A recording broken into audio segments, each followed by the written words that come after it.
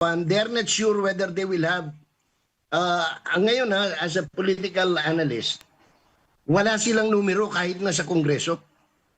They don't have the numbers to approve in plenary the Justice Committee report. At malaking kahiyan yon para dito sa mga napag-utusan sa Justice Committee na idiin yung impeachment. No? So that is the problem. Ang sinasabi po ng Korte Suprema na dapat dumaan sa due process ang impeachment. Ang sabi naman po ng Kamara, itong kanilang ginagawa at sa future pa nilang gagawin sa mga impeachment hearing ay bahagi daw po ng due process. Nakikita niyo po ba na ito yung due process na sinasabi ng Korte Suprema?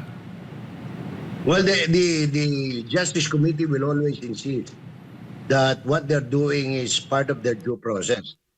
But you cannot be fooling the final arbiter of the law kung alin ang tamang due process. So, kung sinasabi ng Justice Committee members sa pangunguna ni Mrs. anong tawag nito? Jerbil Reyes Luistro, no? Naalala ko tuloy yung teacher, yung principal doon sa St. Francis Academy sa Batangas na tinanggal. Kaapelido ni Jerbil Luistro Reyes, no? They will always say this is due process to them, no? Because they will have to justify their acts. However, kaya nga pong umakyat, no? Sa Supreme Court, si Attorney Torion, Delgra, Attorney Luna at iba pang abogado, si Vice President Duterte, pagkatapos ang ikatlo ay itong grupo pa rin ng mga abogado, no, mula yata sa iba't ibang panig ng Pilipinas. And then tinitingnan ko kung ako yung makakahabol ng we might be filing the case. Another case against Luistro today, no, or tomorrow, sa pamamagitan ng aking abogado si Attorney Mark Tolentino, no, kasi kailangan matuldukan na itong mga kabulastugong nangyayari sa ating bansa, especially sa Kongreso. And hindi na tama Opo. And dito po sa pag-question sa credibility ni Madriaga, nakita niyo po ba na naging bukas ito doon sa komite? At proper ba ito? Kasi parang nag-mention ang kongresistang si Marcoleta. Kaso pina-strike out yung lahat ng mga sinasabi niya. Dahil yun daw ay para dito sa sa mismong trial na, which is ang Senado po, no? Kakaiba itong hearing na ito compare sa ibang mga hearing na ginagawa ng Kongreso. Kasi nga sa impeachment ito parang yung parang pinayagan lang nila na magsalita po, pero walang kumo-question doon sa parang didinibate kung tugma ba yung kanyang mga pinagsasabit na given na yung kanyang affidavit ay early naman na naibigay. Hindi ba pwedeng early din yung pag-iimbestiga para mabangga yung kanyang testimonya sa iba pang maaring alam mo, Admar, no, maputulang kita. Yun nga isang problema because if you check the record of Congress, there is nothing in the Justice Committee na naisubmit na original testimony niya, original na salaysay, yung original affidavit.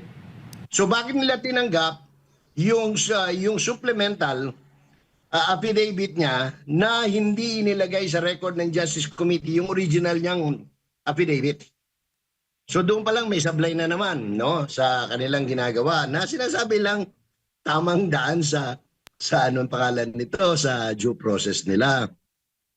Pero ako, hindi na ako nagtataka na hindi nila, anong tawag ito, pinapayagan na i-test yung credibility ng witness because that is the very objective. That is their very objective, no? Na talagang, sige, pagbayaan magsalita itong si Madriaga para na sa ganun ay o sa Bisaya pa, masilsil sa alimpatakan sa tao nga dautan yun ni si Vice President Sara Duterte. That is their objective and their only objective. Tama na yung mga kalokohan na sinasabi na we are very objective, we are very fair. Of course, they're not fair. They're not objective. That is the truth, no?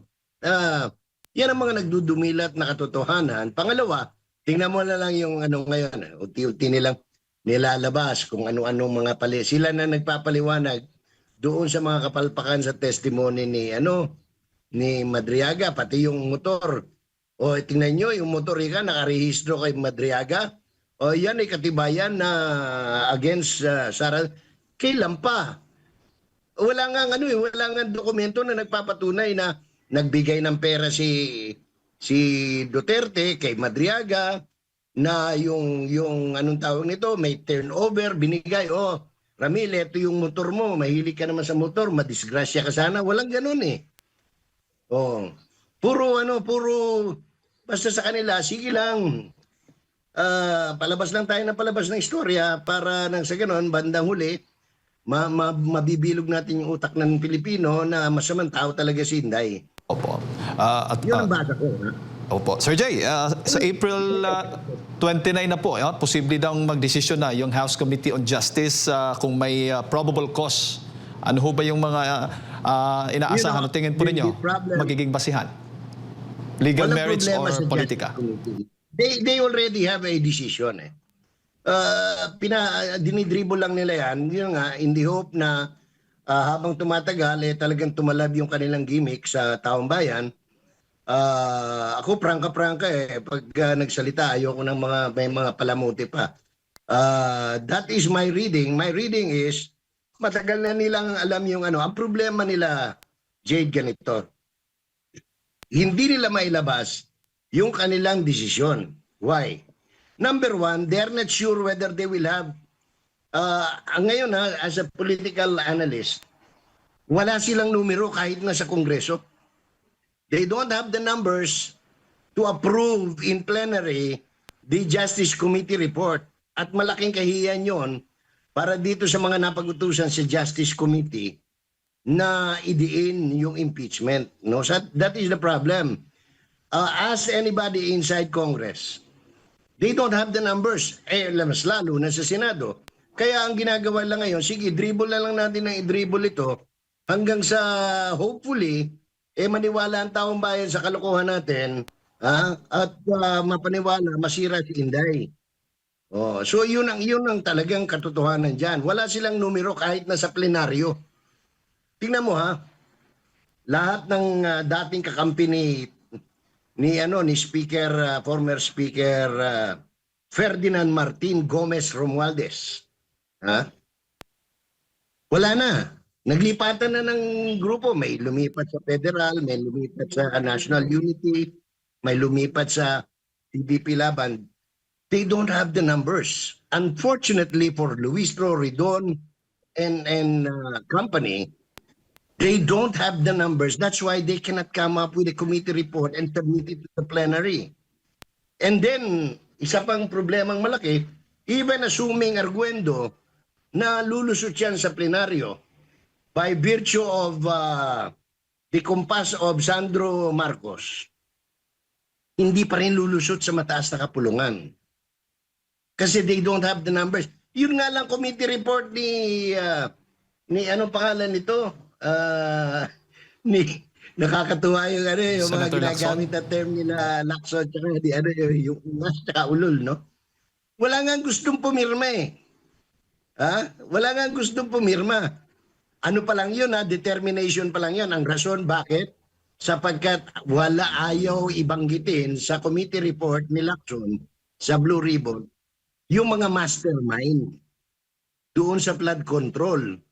Mas lalo na sa impeachment, ilan bang yun at yun sila ang pumipirma. Bam Aquino, yung babaeng sinasabing mahilig sa magtanim, no? Si Ontiveros, sino pa ba? Si Kiko Maching, Kiko Pangilinan. Si Lacson.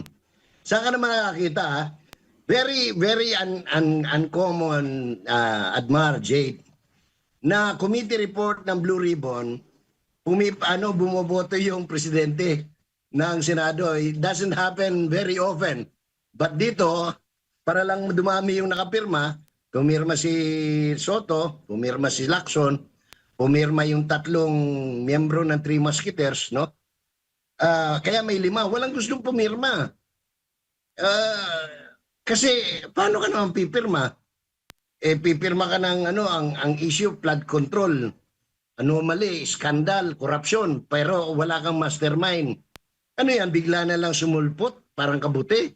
Hindi naman po pwede yung gano'n. Ganon din sa impeachment, Jade.